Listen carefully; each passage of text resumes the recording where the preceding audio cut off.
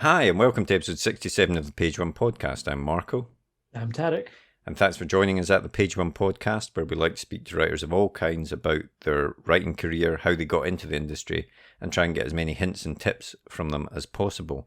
This is episode 67, which means there are 66 other great writers that you could be listening to after this episode. Actually, Richard Morgan was a double episode. Oh, that's absolutely true. 65 episodes. But we do have... And M.R. Carey came back twice. Okay, 64 different writers. 66 other great episodes. I would agree with that. There's no problem with that. Okay. I can sign up on that. And also 2 episodes of the Page One sessions where we got some of our guests back and did video chats with them as well. So, lots in the back catalogue. But before you go and search the back catalogue, listen to this week's episode because we've got a great guest on this week. We do. This week we are chatting with Charlie Jane Anders, who, if you were a listener of last week's episode, you may find a link of sorts. Charlie Jane Anders is an American writer, commentator. She's written several novels, perhaps best known for All the Birds in the Sky. That was a big kind of breakout novel for her back in 2016, but also was a very prominent writer on IO9, which is a website we chatted a lot about last week. Yeah, Annalee Newitz was the founder of IO9, and Charlie Jane also was there at the start of IO9 and wrote a lot for IO9 before she left to focus on writing novels, as we discuss. And it's interesting speaking to Charlie Jane, just hearing about her route into the industry, because as ever, it's not your typical send query letters out and get picked up type route. She, in her case, she was doing a sort of spoken word tour and met someone in a publishing house, and that's how her first book Choirboy got picked up, as we'll go and discuss. But and as you mentioned, since then she's gone on to have great success with All the Birds in the Sky and City in the Middle of the Night, and she's about to release the first book in a new young adult trilogy, which is called Victories Greater Than Death, which is out next week at the time of release of this episode. So we chat about all of that and much more, of course, as well. So we'll get straight into it now after a quick advert for our Page One notebook, and then we'll be back at the end of the podcast with a bit more chat and to let you know about next week's great guest. But for now, on with the podcast. The blank page. To some, it's terrifying, an obstacle to overcome. But we prefer to think of it as an opportunity, a blank canvas to be filled with all of the adventures and characters in our head. So how to overcome that fear? Well, we all know the best advice for a writer is write. Seriously, get words on the page and more will follow. But what about later, when you start trying to pull those threads of what you've written together? What about the character you wrote about way back at the start? Who was she again? What was she carrying? And where did she leave the MacGuffin that she now really needs in the third act? Think about all those top thrillers you like to read, or that amazing drama you just watched. What did they all have in common? Structure and planning. As aspiring writers ourselves, we've tried many different methods to try and organise all the thoughts about the stories we want to tell. We've been there searching for a piece of scrap paper to note something down, or making a quick note on our phone in between meetings. Or sometimes we'll make a note in whatever notebook we're carrying, or a document on our laptop so we don't forget that great idea. Let's be honest, it can all be a bit messy and it's easy to lose track of everything. And that's when we realise it's not just the story that needs structure and planning, but the way we gather all of our thoughts about it as well. And so we made Page One. Page One is more than just another notebook. It's a place to put down all your ideas for your latest project, divided into easy-to-use sections that will help you plan your story, so that when that blank page comes calling, you're ready to answer. And then afterwards, once it's written, we realised you need to plan how to let people read it, so we included a section relating to submissions. Each one is designed for one project, whether you want to write a book, screenplay, a comic, or any other kind of story. We truly believe that when you use it, it will help you get to the main event, writing your story. So we hope this helps. We can't wait to read what you come up with. And remember, every story starts with Page One.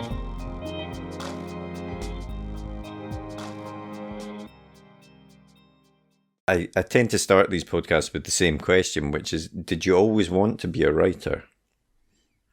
Yeah, I think when I was a kid, I had two careers that I sort of thought about. One was being a writer and one was being an actor, because I loved watching TV and I loved the idea that you could be one of these people who gets paid to run around and, say dialogue and kind of, make stuff happen. And, I tried acting when I was in high school and I was terrible at it. I was the worst actor. I could not act my way out of a paper bag. So writing it is. And, I think writing was always going to be my career, because I grew up kind of making up stories in my head all the time. And it was just sort of a thing that I always did. So it just sort of felt like the kind of natural path for me. And it's, it just sort of made sense, I think. And was it always the goal to get into writing novels? Were you focused on, I want to write a book, or, screenplays, or obviously some journalism in there as well? What made you sort of focus that desire? I definitely always wanted to do sort of creative writing and, make up stories and fiction. I don't know that I especially thought novels were like, the thing I needed to do. Like, I definitely loved writing short stories. And especially when I started out, like, making a serious attempt as a writer for a while, I was like, I'm only going to write short stories, because short stories are just so satisfying and they're so fun. And you can just do so much more in a short story than you can in a novel, because it's kind of lower stakes a little bit. And also, you can kind of slide under the radar a little bit with some of these odd experiments. I still really love short stories, but unfortunately, the world really loves novels. And I've started to really love writing novels too. I think writing novels is a blast. And the first novel you wrote was Choir Boy, is that right, in 2005? That's correct. I actually mostly wrote it back in 2001, but it took some time to find a publisher. And so what was it like when you did kind of think, right, I'm going to go for this, I'm going to try and write this novel? What was it like in the process for you planning it all? Do you kind of sit down and plan it all out from scratch, or do you kind of go right as you go, plan as you go type thing? I would say I think that there's sort of a spectrum between like the planning and the making it up as you go. And I definitely have always fallen a little bit more on the make it up as you go side, although I've worked on becoming more of an outliner recently. And with Choir Boy, I was definitely just sort of finding the story as I went. And, Choir Boy was kind of an interesting case. It was like, basically, I think probably correctly, I sort of figured out that, like, for my first novel, I ought to write about things that I'd actually sort of experienced, like that were kind of semi-autobiographical. Obviously not really autobiographical, because there's a lot of very weird magical stuff in Choir Boy, but semi-autobiographical. And I actually was a choir boy for years. I sang in church choirs for about 10 years, as a choir boy, and then as an adult, going into basically through college, I guess. And so I was always singing in church choirs. And I did have this experience when I was pretty young that my parents sent me off to go sing in this cathedral choir. We would have rehearsals once or twice a week, and then obviously be there on Sundays and sing in services, and we would do other random stuff. And, it was this really intense experience, especially at the time.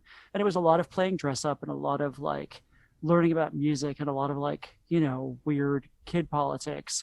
And so, I sort of started to think about how to write a novel about that. And the main character that I originally had in the novel was not really, just wasn't moving the story forward in a way that was interesting, wasn't kind of, as much fun as I'd hoped. And so there was this other character just sort of lurking in the backdrop who, kind of popped up occasionally and just seemed so much more interesting, like a minor supporting character. And so I ended up promoting them to main character, and that was kind of where it went. Mm-hmm. But yeah, I mean, I think that having that kind of that real life experience and all of the stuff about religion and like, what makes something a religious experience rather than just like a cultural experience, because you can sing religious music or you can sing secular music, and they often can be very similar, but the feeling is different, because of the context. Mm-hmm. So those kinds of questions, that was sort of what kind of led me through the book. But having the real life experience really helped. And you mentioned there that you wrote that in 2001, but it took a while to get published? I mean, what was the path to publishing? Was it, you know, the path that we hear a lot of people sending out lots and lots of letters to agents and eventually finding one that would take them on, or how did it happen for you?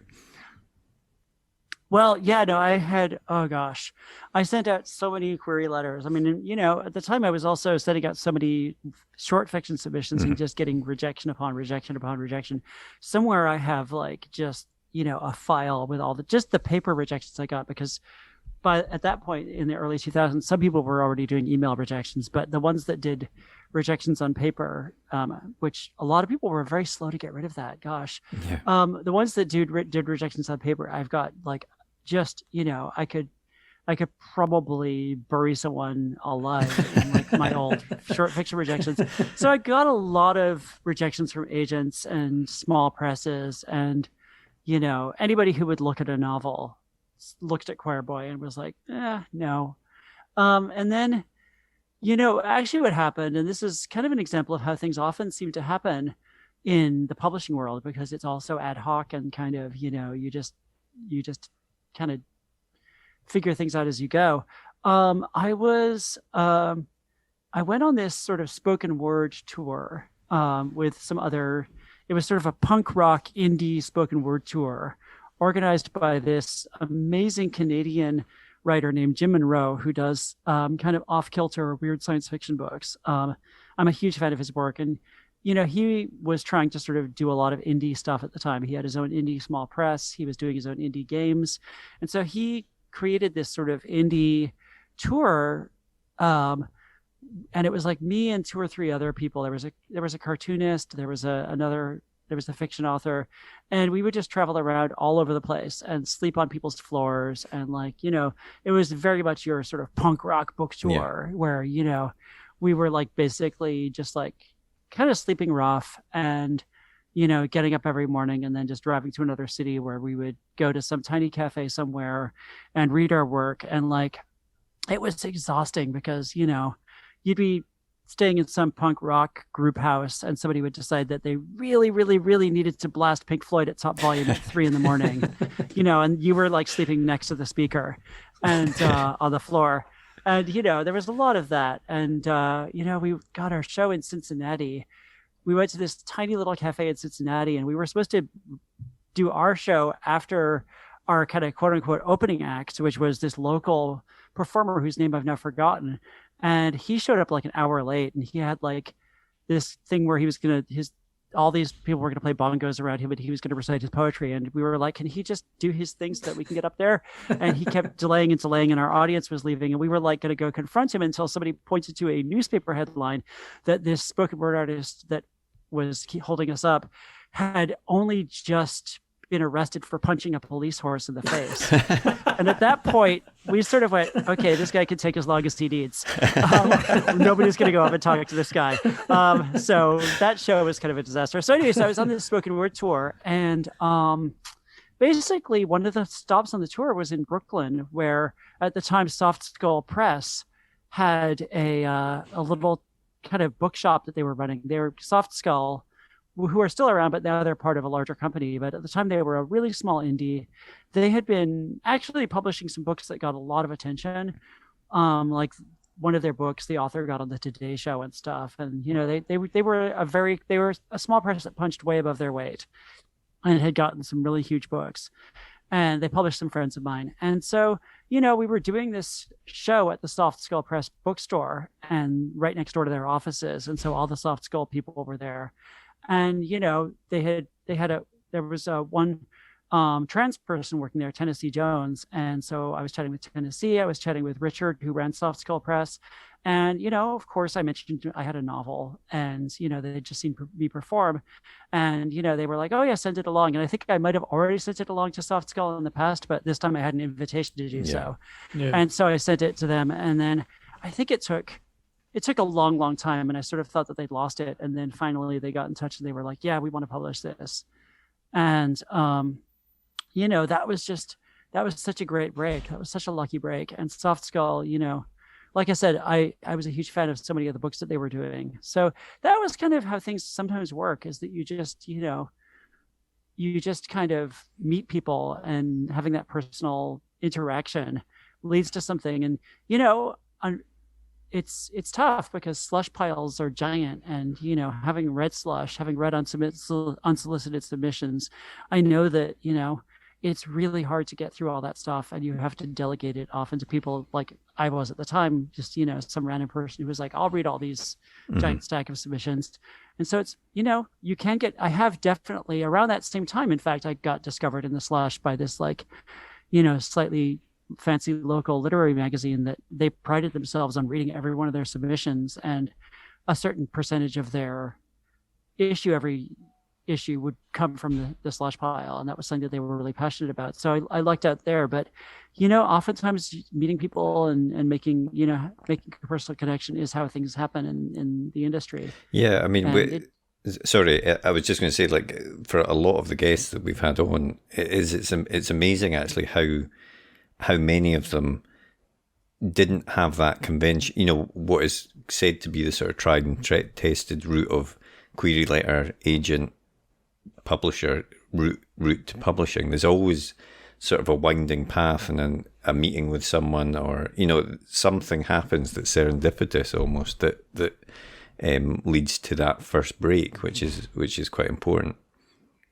Yeah, and, you know, I was going to say, I think that this kind of puts barriers in the path of, you know, people who, you know, because of class or race or, you know, disability or various other things, can't be in that position of, you know, doing what I did, which was basically like, you know, sleeping on a floor for 2 weeks and, you know, driving around in a tiny car with like 3 other people, and going to like do a show in a different city every night and that kind of stuff. You know, a lot of people couldn't do that. You know, a lot of people would never have been invited to do that. It was just pure luck that I got invited to do it, because again, I had met Jim, and I had, you know, it was just, it's one of those things. It's just, you know, I feel like we need to have, this is part of how people get shut out of the industry who really should not be shut out. And we need to like do better about that. And we need to do better about creating other paths to publication. You know, I think it's a real problem. I do have another story though, that, you know, is kind of the counterpoint to that, which is, you know, I always wanted to be published in Tin House magazine, which is this very fancy literary magazine here in the States. And, you know, there was a very, you know, somewhat pretty famous local writer who one time heard me read a piece at a thing, said, you know, if you finish that piece, I can submit it. I know the folks at Tin House, I will get it to them. And so I kind of, you know, struggled with that piece for another 6 months, finally sent it to this guy. He said he sent it to Tin House.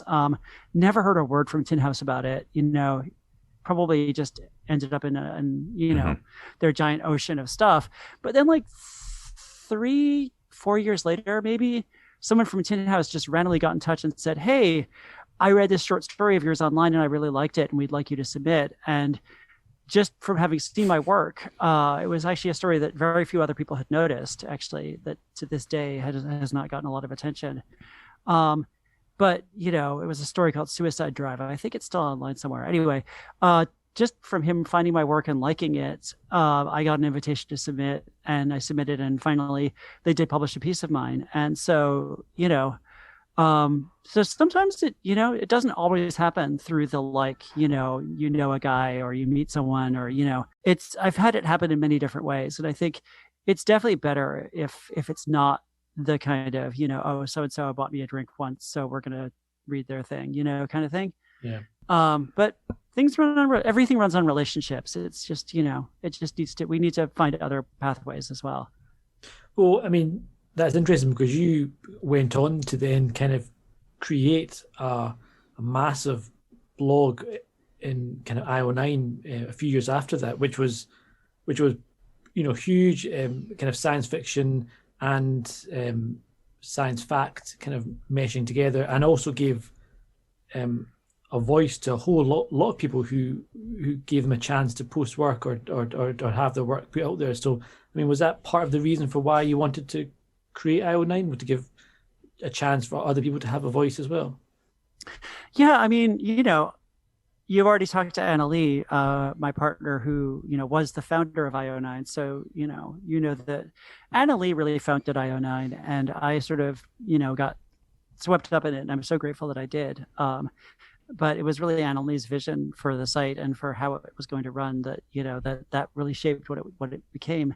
And anybody who read IO9 back in the day owes Annalee a huge debt if they enjoyed it. Mm-hmm. So I mean, the thing about IO9 was, especially once we got going, we kind of did have this awareness, and sometimes, we did our best to try to be humane, even though we were also being very snarky. And we had this awareness that we were sort of, that we had a big reach because we were part of this blog network, and, people were reading us, who never would have read what we had to say in other contexts. And so, I think that we tried as much as we could to boost voices that weren't getting boosted elsewhere. And so, we would try, for example, to find cool short stories online and be like, hey, it's lunchtime. Why don't you read this short story by this awesome person that you may not have heard of before? And for a while there, we actually had Tempest Radford, who is like one of my favorite people, writing a short story column. And I think Tempest went out of her way to kind of highlight stories that, needed or deserved more love. And I think that was a thing that, and, we would try to review books too that hadn't gotten as much love necessarily. Mm-hmm. It was always very ad hoc, though. It was always very much like, whatever we could do in our crazy schedule.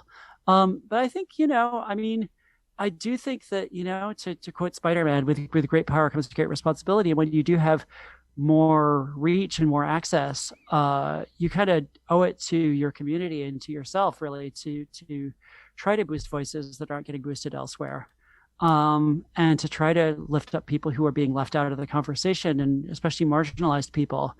And there are times nowadays when I really wish I still had that kind of platform where I see other authors who I'm like, oh, this person, I wish I could just post a thing about this book right now on IO9, or this short story that I just read, because, that would be how I could get it in front of this much larger audience. And I could tweet about stuff, and I do, but, it's not quite the same in terms of like, the ability to reach, really millions of people. We had millions of people reading that site. It's crazy. I mean, I certainly got quite a few recommendations for books and stuff, and I remember you guys used to do a lot of short films that you thought were quite good. It was just a lot of content that I wouldn't necessarily have seen, I don't think, if it hadn't been pushed from you guys. I think. Yeah, and we had, it was, I don't know, that's the thing. I mean, there's a lot that I don't miss at this point about doing IO9, because I feel like it was a really tough job, but it was a wonderful job. It was a really tough job. But one of the things that I miss all the time, one of the things that I constantly, just miss is this thing of being able to having that power to really, to really shine a spotlight on people who needed that, that exposure. And that was something that, sometimes we could do like 20 minutes work and it would really make a huge difference to someone else. And, that was the thing that I felt really good about at the time. And I really miss being able to do that now. Like if I could just have a platform where all I did is recommend people's stuff and there was a huge audience for it, I would love that. Mm-hmm. And during while you were doing that, though, of course, you were still writing yourself. You did you sort of choose to focus more on the shorter stuff, because your 2011 novelette won the Hugo Award in 2012, I think, before your second novel, All the Birds in the Sky, which we'll chat about in a moment, came out as well. So, what was your? Did you sort of want to focus more on the short fiction, or were you working on both during that period? I was definitely working on both. And, I wrote 4 novels in between Choir Boy and All the Birds in the Sky, which did not get published. Oh, wow. And, it's a whole thing. Like Soft Skull had, they got bought by this other entity and they were kind of going through a lot of transitions, and a bunch of other stuff happened. And I actually had an agent in 2007 who was shopping around a novel of mine, and he sent it everywhere and it just didn't quite find the right home. And so, and then he didn't feel like my next project was something that he was excited about. And so we kind of parted ways. So I had, I briefly had an agent into 2007 before I finally got the agent I have now in I guess late 2013, early 2014. So, you know, it was a very winding road. But yeah, I have these 4 novels, one of which I actually kind of ended up cutting down and turning into a novella, and that's called Rockman and Goes for Broke. And I felt like a lot of the weaknesses in that novel I was able to kind of solve by just making it much shorter and, you know, kind of getting to the just getting to the good parts, I guess, you know, and not having quite so many subplots that went all over the place. So, and then there are 3 others. So that novel finally did appear as a book in vastly kind of shortened, reduced form. And then I have, you know, these 3 other novels that I would really love to do something with at some point. And I guess, you know, I've poked at them. Mm-hmm. And one of them in particular, I was trying to kind of revise and maybe also turn into a novella. But I kind of put it aside because I needed to think about it some more. And I had other projects that were kind of breathing down my neck. But yeah, so it was definitely like All the Birds in the Sky was actually my 6th novel that I finished. And there were other novels that I did not finish or that I got, you know, a big chunk of before it wasn't working. And obviously, All the Birds in the Sky had a huge impact when it came out. It won the Nebula Award, and I think Time magazine listed it in their top 10 books of the year as well. So,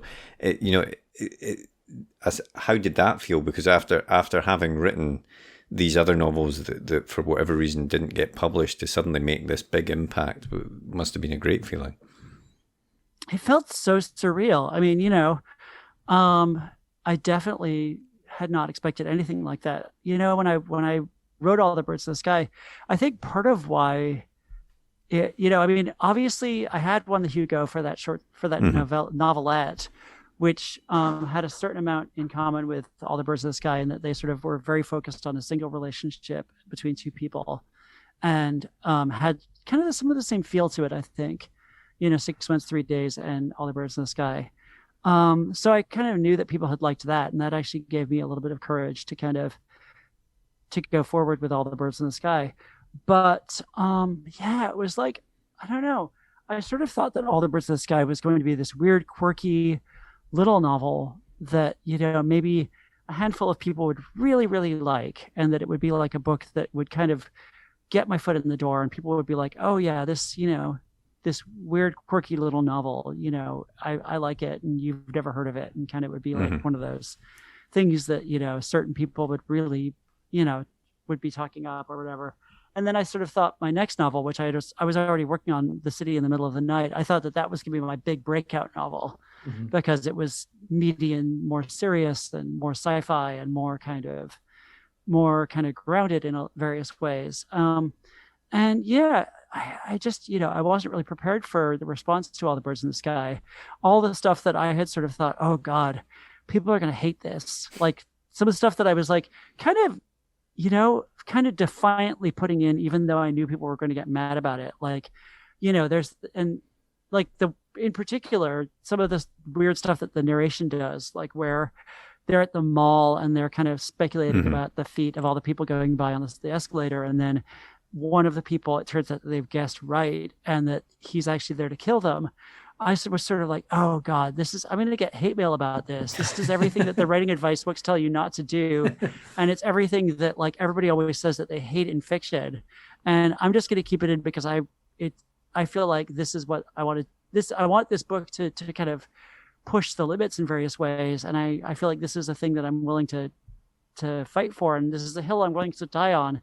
And I just knew that people were going to hate that. And all I've ever heard is people saying that that's their favorite moment in the book. And it's so weird because I was just bracing myself for like a flood of condemnation. And, you know, it just really goes to show that when people are like, you cannot do this in a book, you must not do this. Yeah. If you do this, I quit reading. Oh gosh, you know, it's actually what they're really saying is if you do it badly or if you do it in a way that annoys them. Yeah.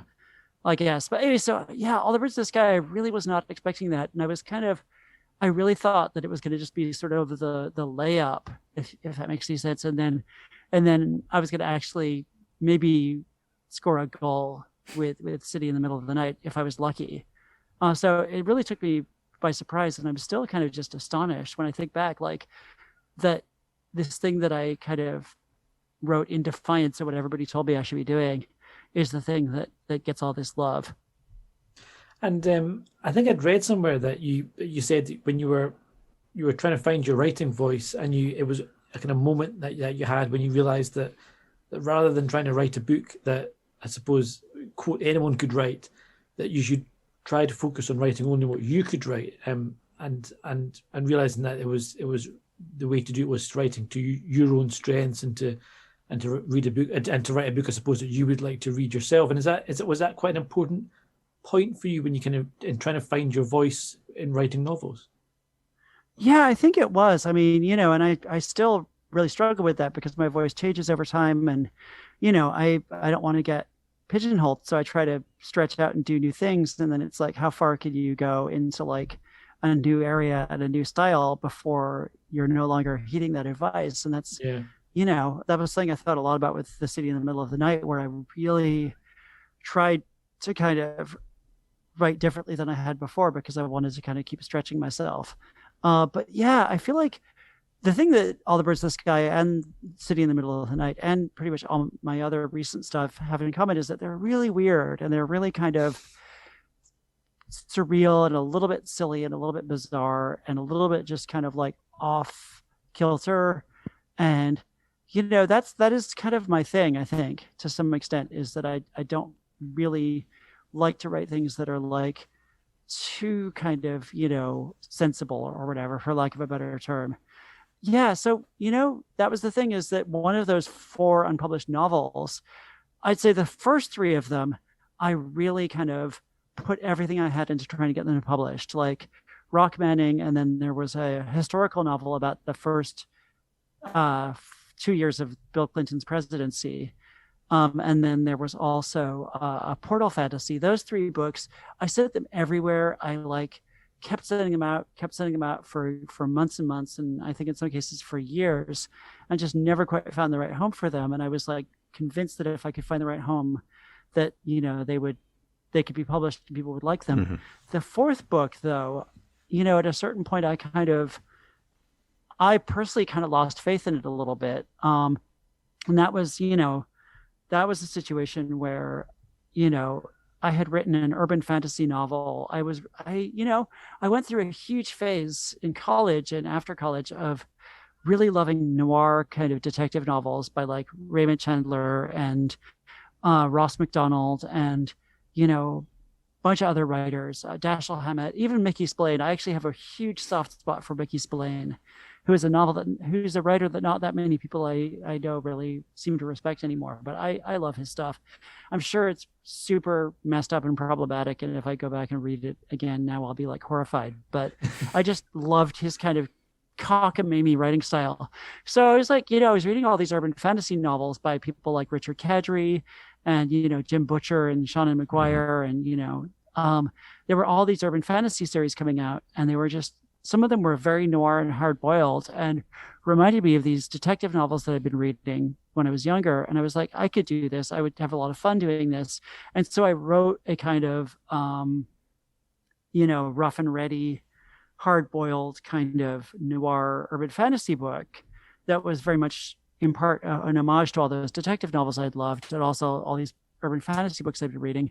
And, 2 things happened. One, I started to get the sense that the market for urban fantasy was drying up, and that if you didn't already have a series that would have been launched, earlier, like Richard Kadrey with Sandman Slim and, Shannon McGuire with October Day and so on, that it was not going to work. Like that, the market for urban fantasy had been kind of satiated at that point.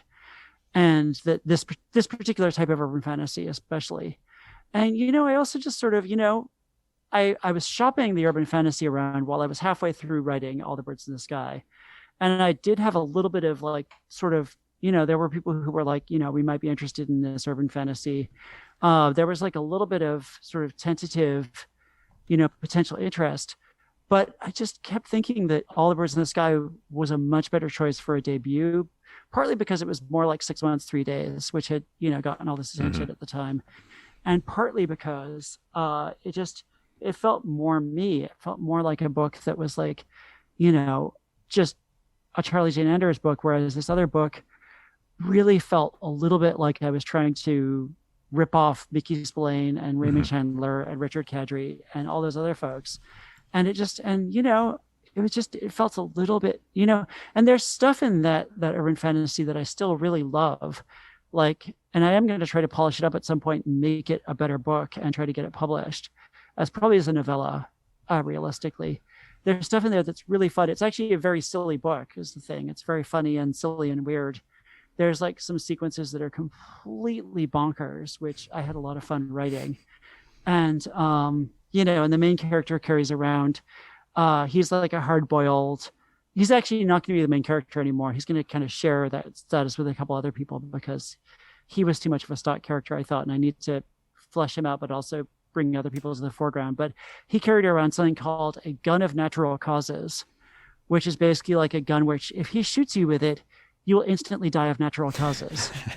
And I thought that was a really fun concept because it's just like, he goes around murdering people, but he always gets away with it because, it's like, oh, they died of, pancreatitis or whatever, It's funny. I definitely struggle with that sometimes where you're trying to work out what your voice is and you read some stuff and you think that's what I'm going for. And then you don't want to go too far into becoming just imitation of that. And you're trying to work out your own voice in that similar style, and that kind of balance between your own voice and other people's voices, it's hard to get that line right sometimes. It really is. And, I don't mind, like, I know people who won't read when they're working on a draft of a novel or a short story, or they won't read anything that's too similar. And I don't really mind. Like, I don't mind if a little bit of someone else's, style or their, whatever, their mojo or I don't know, seeps into my stuff, because I usually find that, in revision, it all gets smoothed out anyway. Like in revision, you're going to end up kind of getting things you're going to end up all the kind of stuff that sticks out is going to get a little bit more smoothed in, and you're going to every one of those passages are going to polish over and over and over again, hopefully, until it's, your own thing through and through. And also the other thing is, once you've developed your voice, which is a whole process that I'm happy to talk about, but once you've developed your voice, it's kind of there and you almost can't escape it. Like with City of the Middle of the Night, I was like, okay, I'm going to really change things up. I'm going to really write differently. I'm going to really write in a different style than All the Birds in the Sky, because I don't really want to be pigeonholed. And also because I want to keep pushing myself and trying to do new things. And, inevitably, my style creeps in, my voice creeps in, and it ends up sounding like me, because that's just, it's like you've been practicing something for so long. You've been, you've been learning to do things a certain way for so long that it becomes second nature and you can't actually escape from your own voice. And it just, once you've got that it's there, I think. And is your process one of sort of getting that first draft out and then revising, or do you revise as you go, and try and get a fairly polished draft out at the end of the first draft? My process is very weird. What I generally do, and it varies from project to project, like, because I am trying to get more for the young adult books. I'm trying to get better about like really outlining and really knowing where the story is going, so that I don't, because they're so plot heavy. But, and also depends if I'm writing longhand in like a journal, like one of your lovely journals, or if I'm writing on the computer. Most of my novels before the young adult books, I wrote longhand. I think that's part of how I like to write novels, even though it's kind of a pain in the ass because you have to then transcribe them and everything, which I'm in the middle of doing with this new novel that I'm working on. So yeah, I try to get a first draft done as fast as possible, but it usually takes me a very long time, because part of what I'm doing when I'm writing a first draft is I'm figuring out what the story is and what it's really about and what it means to me. And I feel like there's certain decisions I make when I'm writing a first draft that are hard to go back on, especially about like kind of what the emotional center of the book is, and what the kind of driving idea of the book is, and just how I can make myself believe in this book, how I can kind of convince myself that this book is going to work in this way and that it makes sense and that I am invested in these characters in this story, which is a thing that I have to keep doing as I write. I have to keep reconvincing myself and so I will barrel ahead, and sometimes on a good day I can write thousands of words of a draft and just get it down.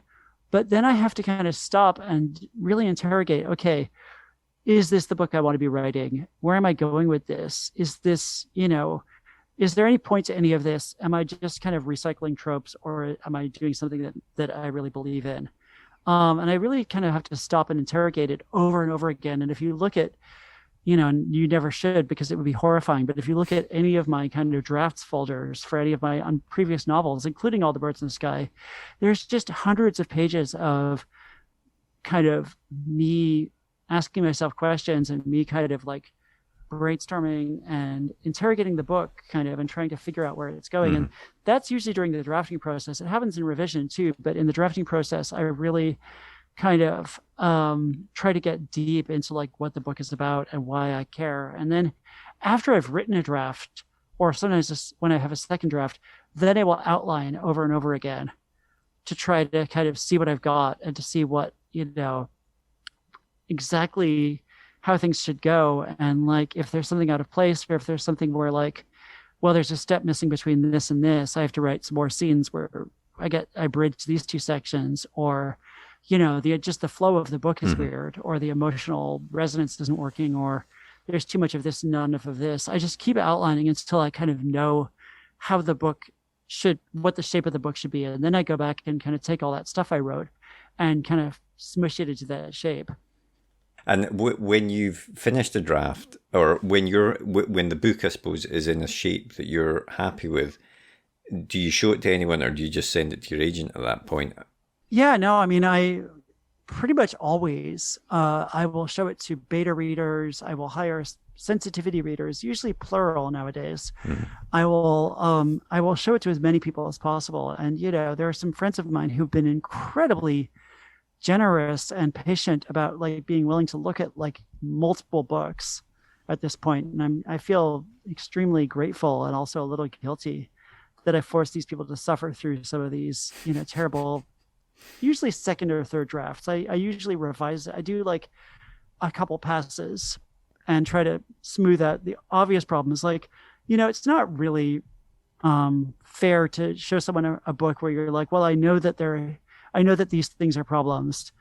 I know that this book is like 100 pages too long. I know that this is a problem, but I want you to read it and give me feedback anyway. It's like, if you already know that X, Y, and Z are problems and that you're going to have to do X, Y, and Z to fix it, do that stuff first and then get feedback on it so you can find out about the stuff that you don't already know is a problem, is always my feeling. So yeah, I fanatically will show my books to everybody before, usually before sending it to the publisher. And, sometimes, unfortunately, when you sign a contract and they want to get the book by a certain date, you kind of have to compromise a little bit and send it to the editor at the same time as you send it to your beta readers and sensitivity readers. And then you just get all the feedback back at once. And I've definitely had that with the YAs a little bit. But in general, yeah, I want to turn in the most polished and sort of thought through thing I can. And again, I don't want to waste my editor's time by showing her something, Miriam Weinberg in particular, something that I already know that there's a problem here and there, or that, or that I want to if my beta readers can identify most of the problems, then Miriam is free to kind of come back and be like, well, this thing that is more fundamental, or this thing that everybody else missed, this is the thing you have to address. And it sort of frees her up, I think. And, she's such a brilliant editor. She's so good at catching where I've kind of cheated and let myself down and everything. So, yeah. Do you ever get the sort of notes that you don't agree with, that you want to push back on, or are you generally in agreement with what comes back? I would say generally when people point out issues, it usually means that there is a problem. And, the thing that everybody says this, it's not, I didn't come up with this, but if people come to you and say, this is the problem, oftentimes they're not entirely pinpointing what the problem really is. And if they offer a solution, it's usually not the right solution. But, if they're, but sometimes if people are like, well, I need to know more about this character. What it really means is you should cut that character out of the book because, they're taking up too much space and people are wondering about them and they're kind of distracting from what the book actually is about. So, sometimes you have to do the opposite of what people want you to do or ask you to do. But generally, I'm so grateful for any feedback at this point, and I feel like it's not, I know that my writing still has major issues. I never wanted to turn into one of those people who just kind of, is like, well, it's fine. We'll just put it out there. Like, I'm never going to not write a book that has major issues. And I get to a certain point where I can't see what those issues are. And so I'm just desperately grateful to anybody who can give me any idea of where to look to find the issues that I'm missing. And, I just treat it like a diagnostic tool. And sometimes you do have to kind of step back and look globally at the entire work and see, okay, well, these people are saying this about the book, but I know that the book as a whole is supposed to be this thing. And so, maybe I actually need to make this other radical change in order to address their notes. But yeah, I'll even sometimes read really mean reviews of my books just to see if I can glean some kind of like advice out of that. And that was actually, I read some really mean reviews of my short fiction online where people were saying, Charlie Jane Anders just sometimes she'll go for the cheap laugh instead of, the emotional gut punch. And I really sat with that. And I was like, no, I don't. And then I sat with it for a long time. And I was like, you know what? This is 100% correct. I do sometimes just go for the cheap laugh rather than actually getting deeper into the emotion or, really honoring the characters in the story. And, sometimes I can get a better laugh if I actually, make the characters a little bit more three-dimensional and let them live a little bit more. Yeah. And that was part of why The City in the Middle of the Night was a much less funny book than All the Birds in the Sky, because I was really trying to push myself to not rely on humor when to get, to the stuff I needed to get to. Awesome. Well, let's have a quick chat about your latest book, which is out April next month at the time of recording, April 2021, Victories Greater Than Death. Could you tell us a little bit what the book's about? Yeah, so Victories Greater Than Death is sort of my big gonzo, bonkers space opera. It's very much like inspired by like Doctor Who and, Guardians of the Galaxy and Steven Universe and She-Ra and like, Awesome. Star Trek. Obviously, there's a lot of Star Trek in this book. And, I really wanted to write a book that was sort of like a proper young adult book with lots of feelings and relationships and characters fighting themselves, but also a book that, really works as a space opera that has like all of the big ideas and the, thought out universe and the technology that kind of, feels integrated into the world and just all of that stuff. And so it was really important to me to try and kind of hit that balance. And basically this, it's about this teenage girl named Tina, who she's known for a few years now. She's probably known, I think I decided her 12th birthday, that she is, she's not a human. She looks like a human being. She lives on Earth, but actually she's an alien who was left on Earth as a baby, as like, and she's actually the clone of this like famous legendary alien hero, like this incredible hero. And so when she gets old enough, she has this like rescue beacon, basically this, this homing beacon that's going to activate, and it's lodged inside her somewhere. And these aliens are going to come get her, and she's going to return to her old life and be a hero again. And that's all she wants. She just really wants to get out in the universe and save some planets and be a larger than life, awesome hero who does awesome stuff. And, and it's all about sort of, when you have this idea in your head of who you want to be, of the person you want to be, but that's not actually you. That's just this sort of image that you have in your head. And so on one level, it's like sort of it is a very fun swashbuckling space opera with fight scenes and danger and escape and, and monsters that want to eat your hair and everything. And, but on the other hand, it's also about, realizing that maybe you don't actually want to be this kind of, I'm kind of giving away the ending, I guess, but you don't necessarily want to be this kind of larger than life like epic hero. You just want to be you, kind of. And that, you know, there are some major downsides to that, to trying to be the larger than life epic hero. And also that, you know, that sometimes instead of trying to be the hero, you should be part of a group of friends who also all get together and save the universe together, kind of. And so it started wrestling with a lot of my thoughts about like heroic narratives and coming of age stories and like the hero's journey and all that stuff. And is it the first in a series of books, Victories Greater Than Death? Yeah, it's the first in a trilogy. And, you know, if people like the first three, you know, I would love to go back to that world and write more at some point. I think that I definitely have more ideas. And it's basically like, actually the second book is, knocking on wood, the second book is basically done. I promised I would get the revised version back to my editor in March, and it is March, which means that the book is almost done.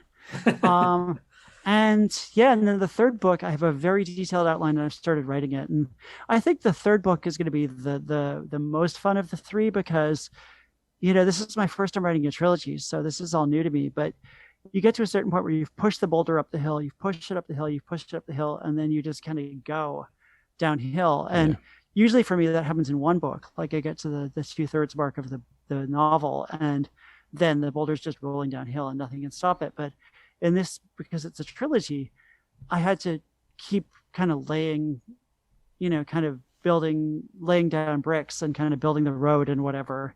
I had to keep like, you know, building the world out in the second book. And then the third book, I'm kind of done building out the world and it's just action from the beginning.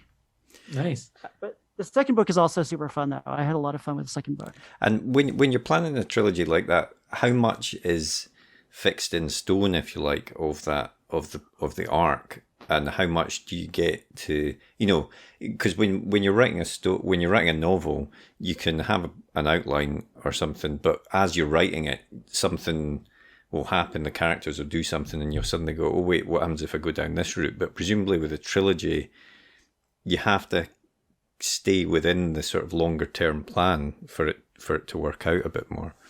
Yeah, I mean, it's funny. This is definitely something that I'm learning. And, you know, with the first book, with Victories Greater Than Death, there were a lot of surprises when I was writing it. And it definitely deviated from what I had told the publisher was going to happen in the end of the book.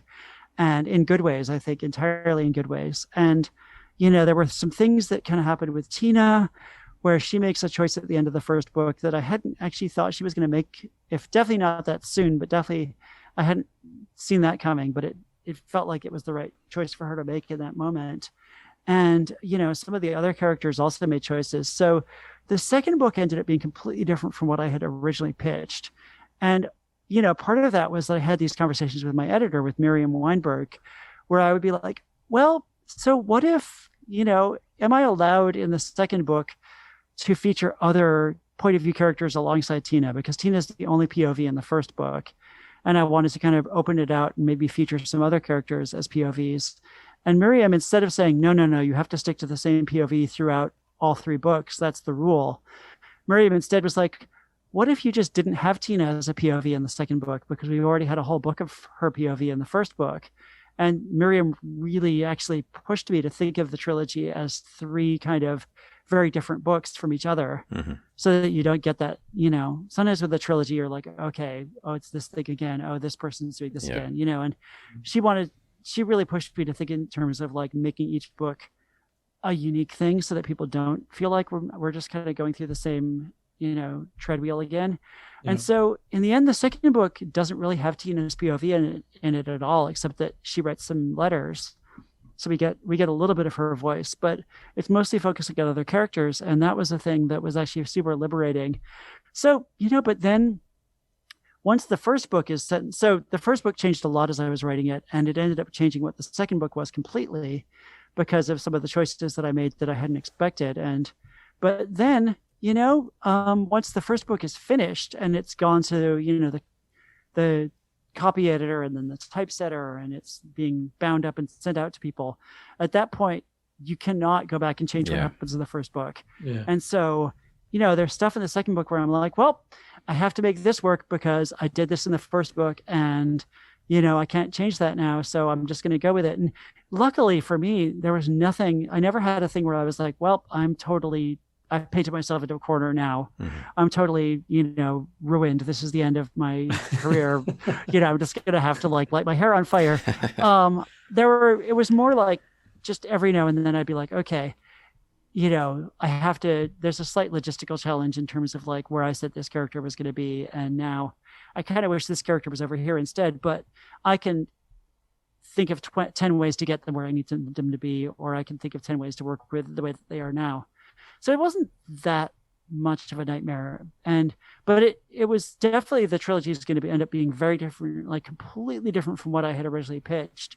When I sold the entire trilogy, I had an outline, and the second and third books are not anything like that outline at all. But at this point, having done a very detailed outline of the third book, I feel like I kind of know what I'm doing. Knocking on wood again. And would you ever want to try your hand at any other form of writing, like a screenplay or a comic or anything? I mean, I've done both of those things. So screenplays, well, I mean, television, is that screenplays? I don't know. That's scripts. I guess so. Yeah, I suppose. I've never written a movie at this point, but I've written some stuff for television. And that's been super fun. That's actually been great in terms of like helping me to think differently about story structure and about like how you plan a story, because in television everything is so, you plan out every moment in advance, and it's just crazy the amount of detail, and then inevitably you change your mind and tear it up and start over again. It's like crazy. But so yeah, I've done some television, and I've done a bit of writing for comics. I'm really hoping to do more soon, and I'm sort of talking to some folks right now about doing some more comics work. I wrote a little bit of stuff for Marvel Comics. In particular, there was a She-Hulk story that they had a giant crossover a couple of years ago called War of the Realms. And they needed just like a short thing about what She-Hulk was up to during this crossover. And I had always wanted to write She-Hulk. She's like my favorite character. Well, her and Wonder Woman, I think, and Squirrel Girl. And a couple others. But so I was like I love She-Hulk. So I basically poured my heart and soul into writing this like 10-page She-Hulk thing for Marvel. And I got to establish in Marvel Universe canon that the Punisher is a huge Joni Mitchell fan. Which, there was some Punisher fan page that found this, and I thought they were going to be mad, but they loved it. And I was like, oh, thank goodness. I don't want the Punisher fans mad at me.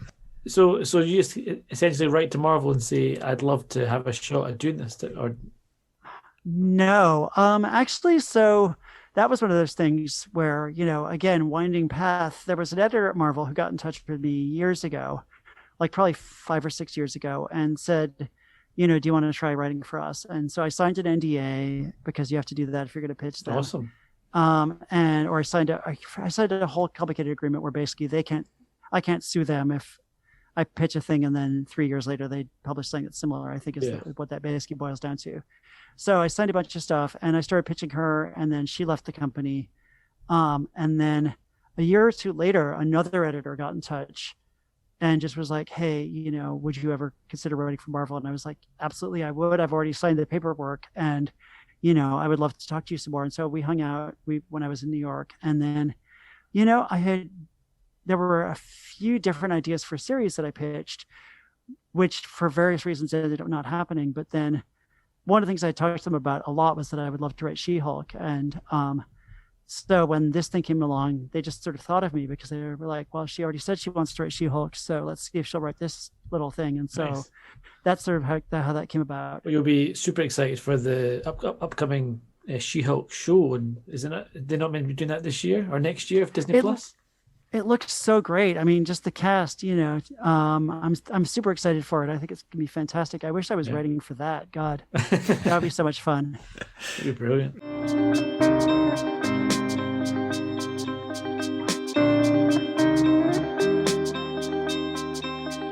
What is the last book that you read? Oh gosh, the last book that I read was The Queen of Nothing by Holly Black, which is the third book in the Folk of the Air trilogy. I've been really wanting to finish that trilogy for ages, and I kept getting sidetracked by other books that I had promised to read. So I finally got through it, and oh my God, that trilogy is amazing. Like it's up there with like the great, fantasy epics. It's so incredibly well done. It's so beautiful, and the characters are just like so perfect and brilliant. And I just, I was reading it, because I'm working on my own YA sequels now, and I was just like, how does she do this?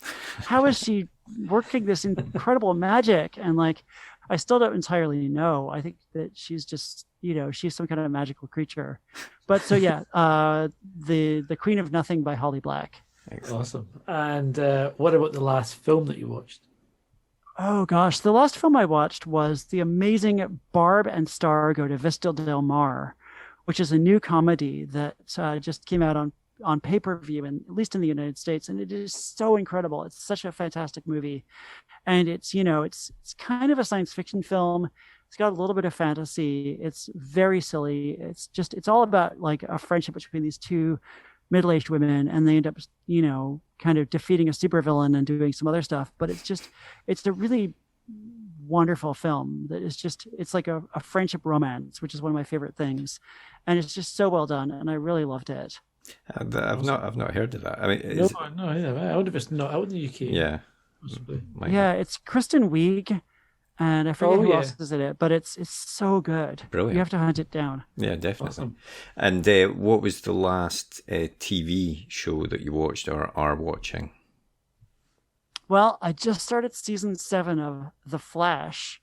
I also have been watching, Superman and Lois and Batwoman. I'm kind of a sucker for these CW kind of Arrowverse shows. They're just, they're kind of like, anytime there's a new episode of one of them, I just drop everything.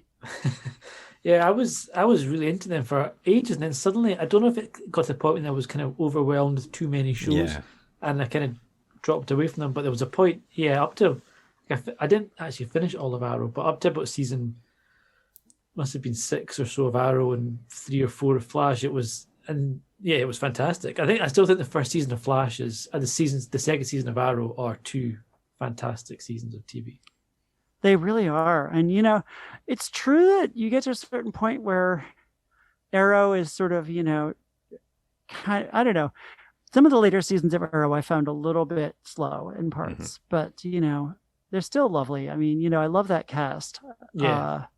And, the writing is still really great. It's just that, once superhero stories always reach a point in any medium where it's sort of like, okay, what now? Because you sort of have the tropey stuff, and then you just have to keep going through the motions a little bit.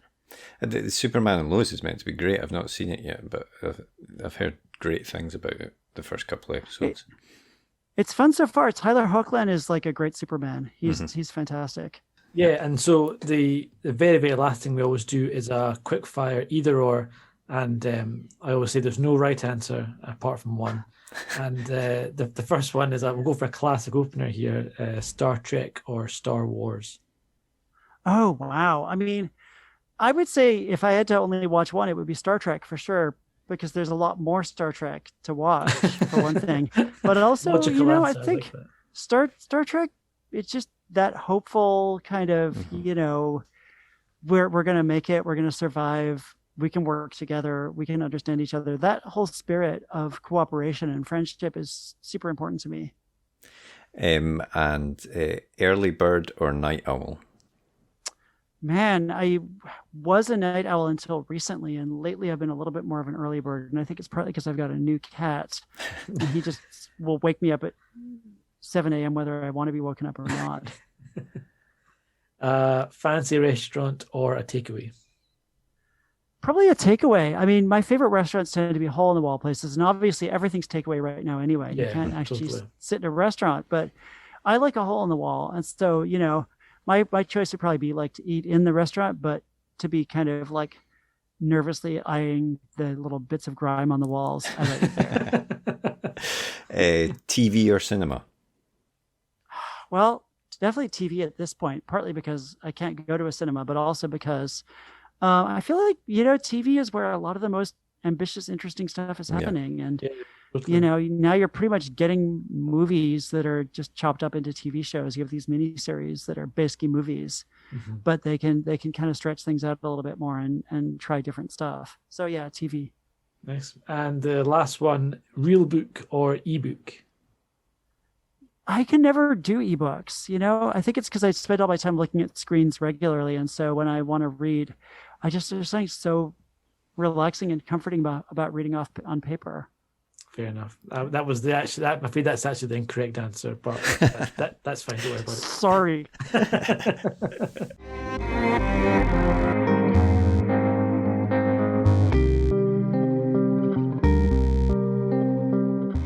Oh, that was a really fun chat. I really enjoyed that. And interesting what you're saying about, you write a trilogy and your first one's locked in, and then you've got 2 more books to write, and then suddenly you think, actually, I'm going to change where it's going a little bit, but your time deadline's coming in, you've set yourself up already, where you're going to go, you're limited. There's pressure there, I think. It's, obviously you must have an idea of the sort of overall arc of that story, but it's interesting that, she says that the outline that she originally had for books 2 and 3 has now changed entirely, focusing almost on a different character, I think, in book 2. So yeah, it must be tricky when you're writing that second book and you think, oh, I really want to explore this bit, but does it fit with what I've already got out there? And it's that, I mean, I'm sure a lot of writers have the same thing where you're writing something and you think, oh, it'd be cool if this happened. And you think, but is this right for this book I'm doing? Or is this another book? Am I going to hurt the story by trying to cram this new idea? And it's difficult to step back sometimes and think, what's best for the book and the characters and the story, rather than just the cool thing I've just popped into my head. But I mean, Victories Greater Than Death sounds great. So it is out next week as we release this episode. And I would highly recommend going and pick that up, along with Charlie Jane's other books, All the Birds in the Sky, Sit in the Middle of the Night.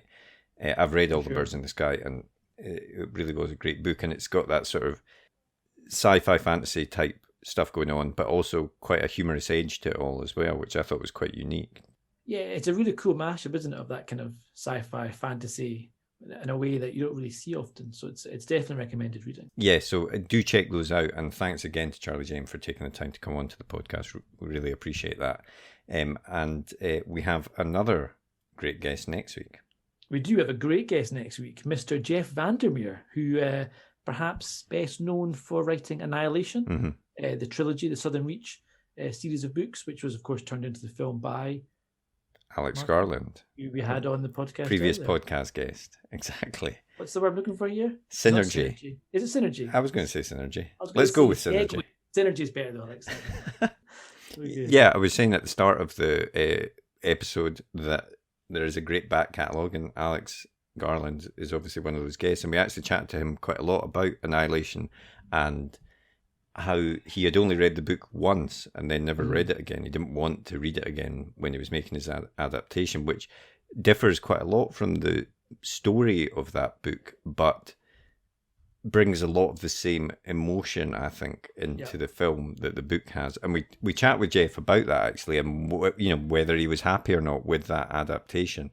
And also, his fiction is it has been called, quotes, weird fiction, because it doesn't really fit easily into any kind of genre, and it can sometimes be quite standoffish or distant at first, but once you get into it, it really pulls you into the the story. I would totally agree with that. I think I read Annihilation after watching the film, and I agree they're very, very different pieces of work, but they are, you're totally right in that they do share that kind of that same sense of dread or sadness, or whatever. That there's a similarity there in the kind of essence of it, in both in the themes of it. And I also agree wholeheartedly that the when you first sit down, you think this is a kind of, it's very, I found it a hard book to get into it when I first started reading it, and then once it clicked, I couldn't put it down. And it was there is something about the writing which is a bit of a barrier, but once you get through it, it's fantastic. Yeah, I think so. And I've read his latest book, Hummingbird Salamander, which is out next week as well, actually. And it's great. It's a thriller, ecological bioterrorist thriller. But of course, with it being Jeff, it's not quite as simple as that either. But definitely worth picking that one up. And we chat to him in detail about that next week. So please do tune in for next week's episode. And before we go, if you enjoyed this week's episode, please, if you do have time to give us a rating on Apple Podcasts or whatever app you use and a review, it really does help us with the podcast. We do release these podcasts and edit them and everything for free, so it really helps for us to climb up those charts, because that's how we keep getting great guests onto the podcast. Well, I hope you enjoyed that episode. If you did, please leave a comment down below, hit that thumbs up button, and be sure to hit that subscribe button as well, so you never miss an episode like these ones below. And if you want to get in touch, you can always drop us a tweet in the Twitter machine, which is at UK Page 1, as evidenced here, and our other social media channels are available. Otherwise, we hope to see you next episode. See you later.